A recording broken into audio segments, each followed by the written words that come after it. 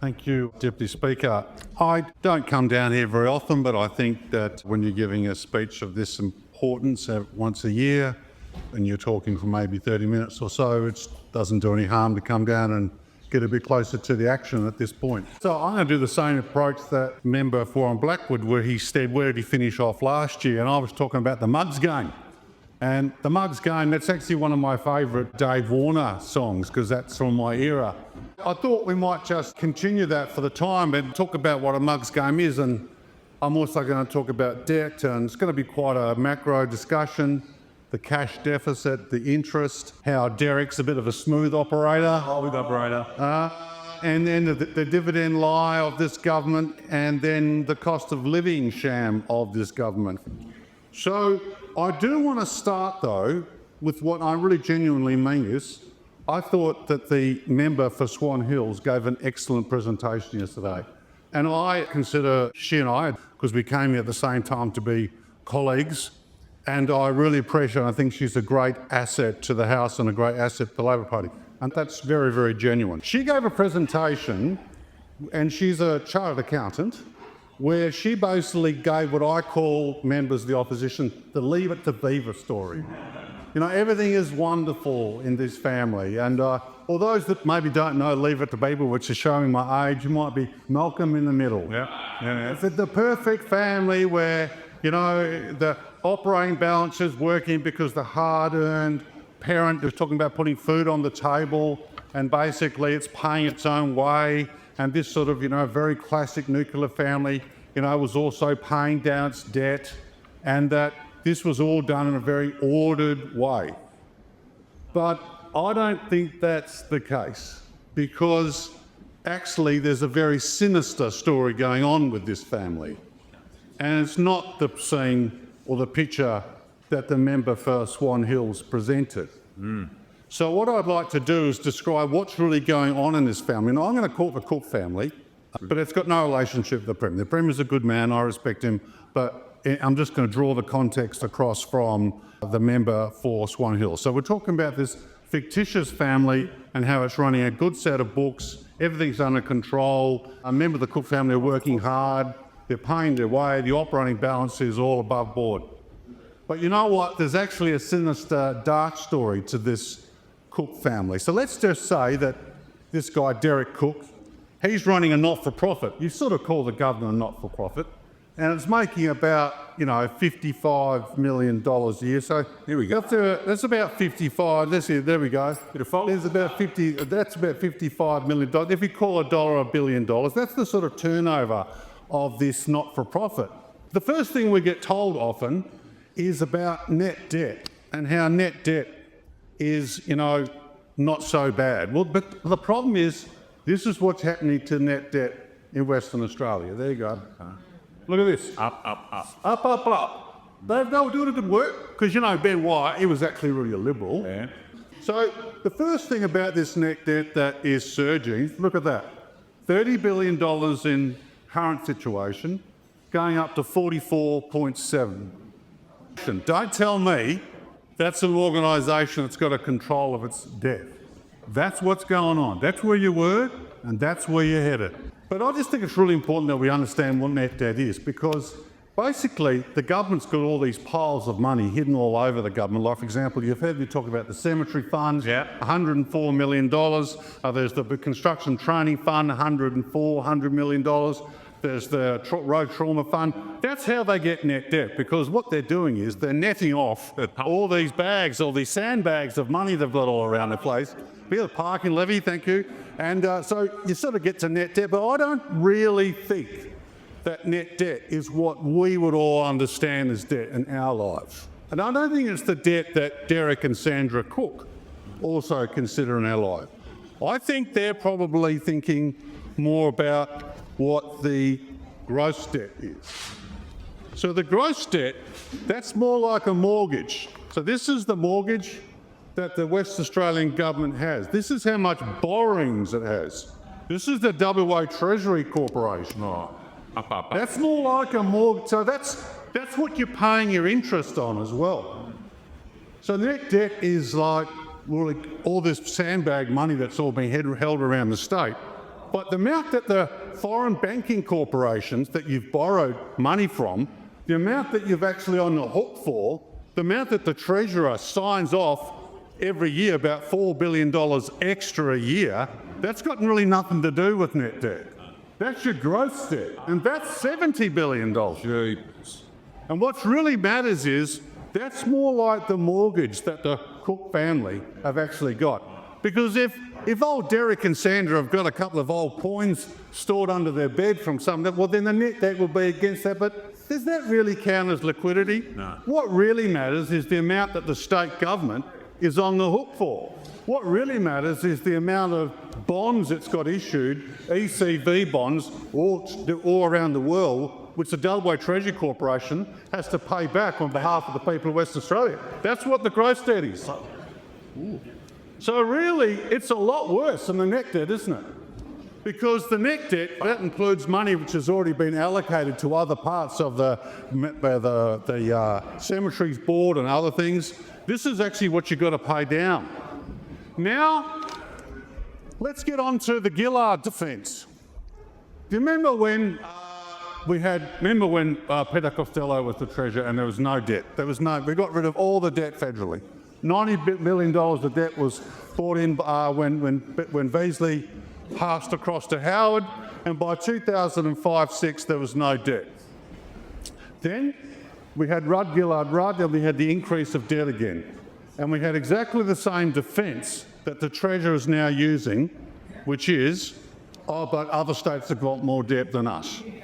So this is like saying, we've got a boat loan, but the bloke's boat loan up the road is bigger than ours, so we're not so bad off. It's still a boat loan.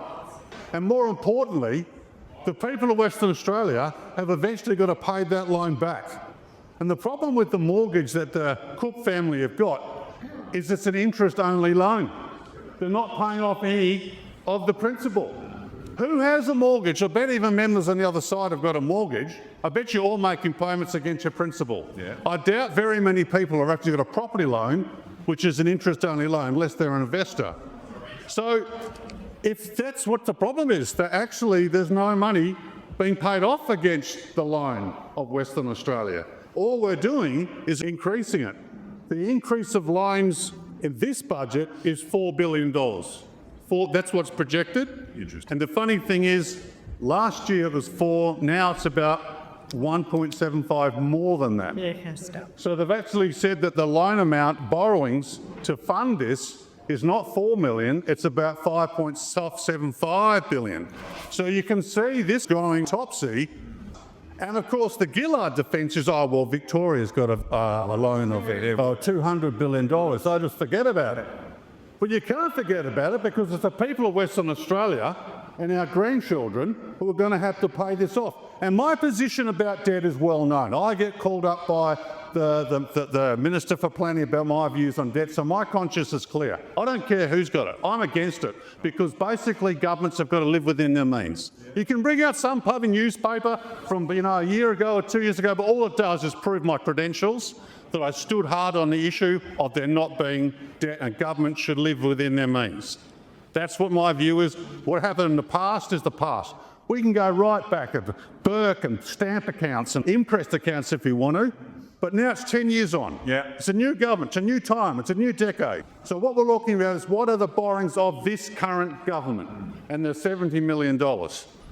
So how is older Derek going with financing all this? Because, the problem with Derek is, unlike this hard-working person that was referred to by the member for Swan Hills, Derek's got a side job. At night, he breaks out through the window and he goes to the casino. He goes gambling at casino on royalties and transfer duty. And he's had an incredible run of luck. Yeah, sure. For about 10 years, he hasn't gone wrong. When he goes to the casino every night, he puts money on red, he keeps on winning. Hit the jackpot. He hits the jackpot. And he comes home and his wife goes, oh, what a wonderful life we're leading. It's just fantastic. Rivers of God. We're in this really beautiful house, we've got all these beautiful things, we've got this beautiful boat you bought us, and he's inside looking at the ceiling at night going, got to go down to the casino again. Just hope those iron ore prices and those stamp duty, if house prices keep going. There was nothing about this revenue that you created at all. It just landed as a windfall. It had nothing to do with you creating higher iron ore prices or higher land prices. It's just happened. And you've got that luck. I don't blame you for that. But don't call it good management, because I tell you what good management is. Good management is running and operating your expenses. Yep. That's how you, as what Buffett said, when all the tide goes out, meaning the revenue goes out, we find out where all the expense bodies align. So therefore, basically, the expenses every year, there is no business you can have, I can tell you, where your expenses are growing at 10% a year. You're buggered in about 3 or 4 years, because that compounds and that's going to go completely topsy. But how's that actually operating itself out? Well, you'd say that would be in the cash deficit that's occurring. So this is the real killer. This is the cash deficit. This is how much Derek now has to find every year to cover his costs. And it's not going well. See how the two lines basically intersected before? The same time the borrowings went up is the same time the cash deficit. So now from a cash perspective, every year, $5 billion coming up next year, and well, supposedly doesn't get so bad, but remember, you're saying your expenses will get lesser every year, well, they keep going more. So I predict that red line's going to get a lot worse, much like the borrowing. So now you're actually running out of dough.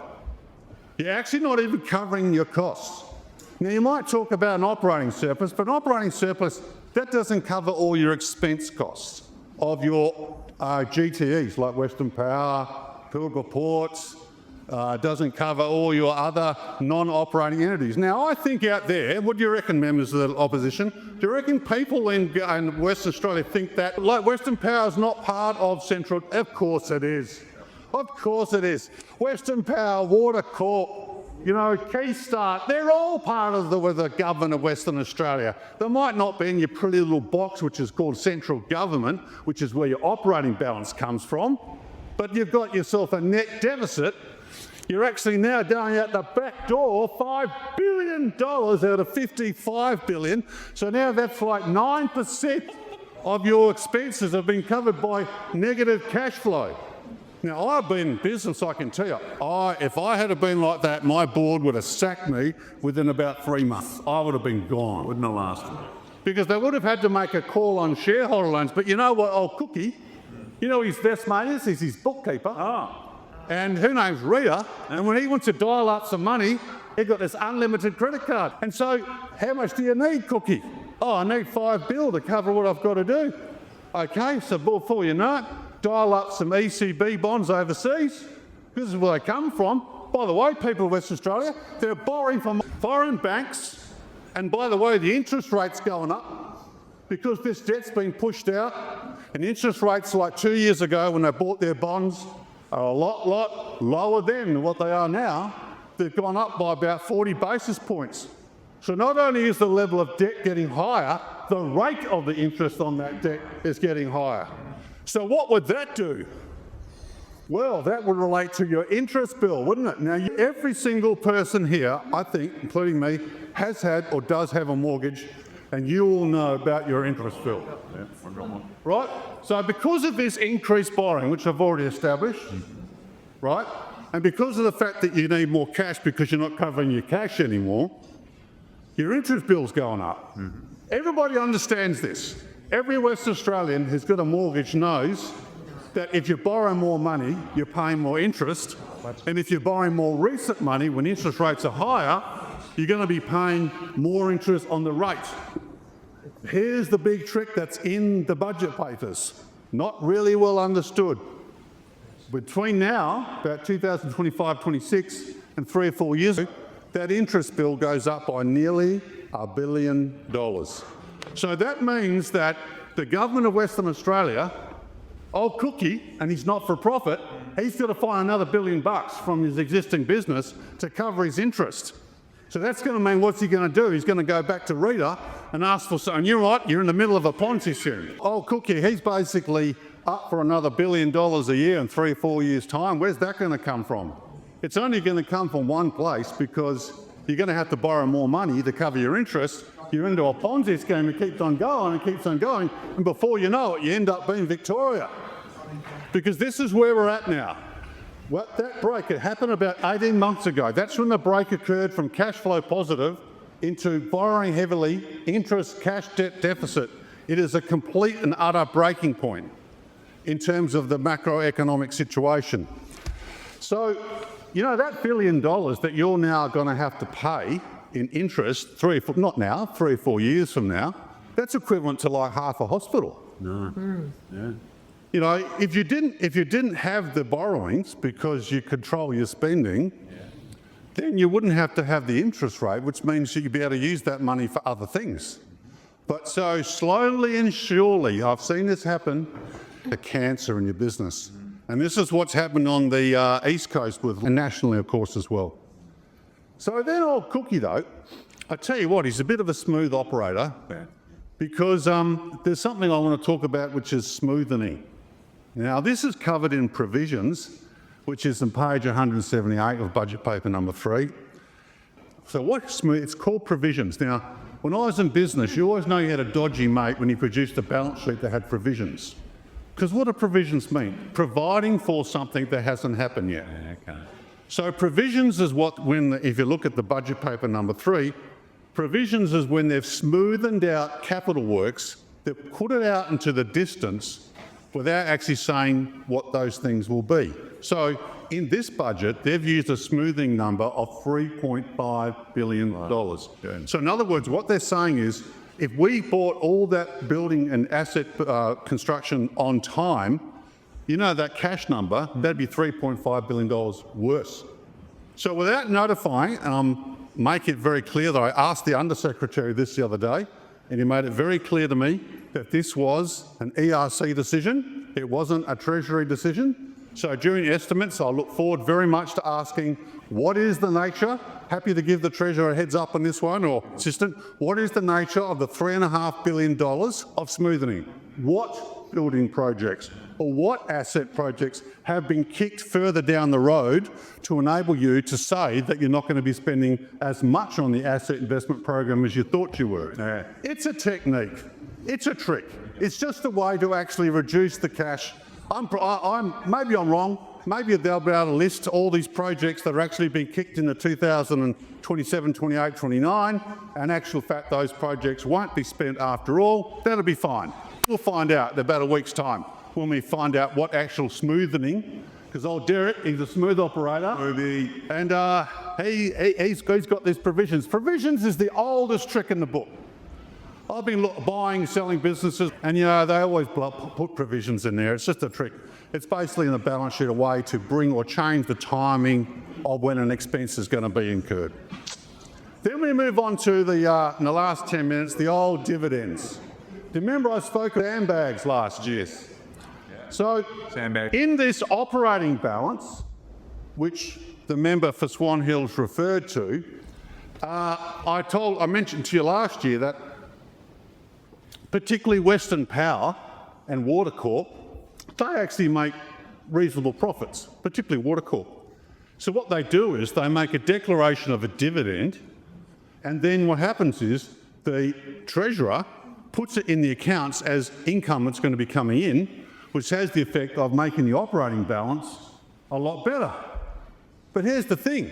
Under the GTE Act that was introduced 3 or 4 years ago, they never have to actually pay the dividend across to the Treasurer. So they can hold on to the dividend, which is what they do. So last year, for example, there was supposed to be $2.8 billion of dividends. That was the budgeted amount. So that went towards last year's operating balance. You with me? But actually, when you look at this year's, I'm dying to see this. First moment that red book landed on my desk, the first thing I did was go and look at what actual dividends had been paid. Guess what? $1.5 billion. Not 2.8, so that's a 1.3 billion swing that never happened. Water Corp never gave that money to the government, or Western Power never gave that money to the government. It'll happen with Keystart. So don't you reckon in an honest, ethical way, you could get to what happened one-off? You know, maybe the Western Power had a significant event they had to cover, so the board decided to hold on to the dividends. It happens now and again. But every year, one after the other, declaring a dividend, and then all of a sudden the minister says, oh, we're not going to have to pay the dividend. Wouldn't you think that ethical accounting practices would say, maybe we shouldn't actually add those dividends anymore. Maybe they're not really income after all, because they're actually being retained and used for capital works within those entities themselves. So, okay, there's $3.5 billion old Derek being pretty smooth, and he's actually smoothing out, saying, oh, we're going to put some of this asset management in the distance. There's $1.3 billion of dividend money you never have received on average over the last 3 or 4 years. You know that operating balance that we were told about, starting to get pretty slim.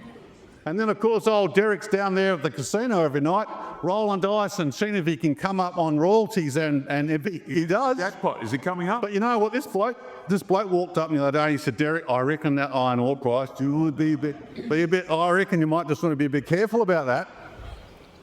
And Derek says, no, I'm a winner. I'm going to roll the dice again, just in the hope. But I tell you, that story's running out of pace, because your expenses are growing so fast and your cash burn is so high, it wouldn't even matter whether the iron ore price stays at $100 a tonne, because you're going to overtake it. And the figures that are already here show that. So next year's budget is going to be an absolute ripper, because all of these figures will be much, much worse than they are now. And by 2028, it'll be very, very clear what's going on. And we're all going to see it, and the public will see it. The media already see this now. The media know what's going on. The economic journalists know what's happening. That's why there's been a complete break in mentality about the nature of the financial status of this government's books. Now, cost of living is the last one I was going to talk about. You know, I said this last year. The government goes on about a $1 billion cost of living package, doesn't it? But that's, if you've got $55 billion in your, oh, we'll give you a buck. Oh, right, so the turnover of this not-for-profit is $55 billion. That's what it does. It provides things to West. And you want to turn around and make the people of Western Australia very, very grateful for giving me $1 of your $55 billion that you actually... I would like you to get up and do press releases for the one measly dollar, or $1 billion out of $55 billion that you've decided to give to the people of Western Australia. I tell you what, if I was running a not-for-profit, and I did, I was on many not-for-profits. I was on Red Cross Western Australia, Community First, and say we had community funding of $55 billion and we actually gave out $1 billion, do you reckon that would be a fair allocation of money? Maybe 15, 20%. I understand you've got to pay school teachers, I understand you've got to pay nurses, I get all that, and that's fair and that's true. That's about $30 billion. Okay, rightio. Baz, I'll give you 30. Thank you. Right, still got 20 left over. Oh, righty, so now I've got $20 billion after the wages, because it's predominantly wages in the government, plus some capital. Oh, we're going to give the people $1 out of 55. No. Mean-spirited. Cost of living support at $1 billion when your turnover is $55 billion is pathetic. It's paltry. You should be ashamed of yourself. And it's absolutely. And I would say that basically to think that the Labor Party, which is supposed to be the party of social justice and the party of looking after the poor and the disadvantaged, to think that you give $1 measly billion out of a $55 billion budget is nothing to be proud of. So I would like to explain why the debt is skyrocketing and how are you going to service this debt, this gross debt of $70 billion. When are you going to start paying the debt down like your ex-Liberal Treasurer Ben Wyatt was suggesting that you do? Where are you going to borrow all this money from? What interest rate's going to apply? How are you going to have to cut, because it's $55 billion and $1 billion's going to, or actually 1.7 is going to interest coverage, that's still going to be 3 soon. What are you going to cut back because you're going to have to pay something else? Because you always got to pay the banks, don't you? So Ladies and gentlemen, this is the story where we find ourselves. We have another 12 months to go, and this will unravel, and we'll have a much more interesting set of data, because I predict the following. You will continue to expend beyond your budget levels. You'll continue to have to raise cash overseas and Australia to service your operations in Western Australia. Your gross debt will increase, and the Western Australian people will slowly and surely understand this, because they all understand debt. Most people have a mortgage. They all understand interest, and they will have a very different conversation, because I tell you now, the bell has tolled for thee, and we are in a very different economic situation.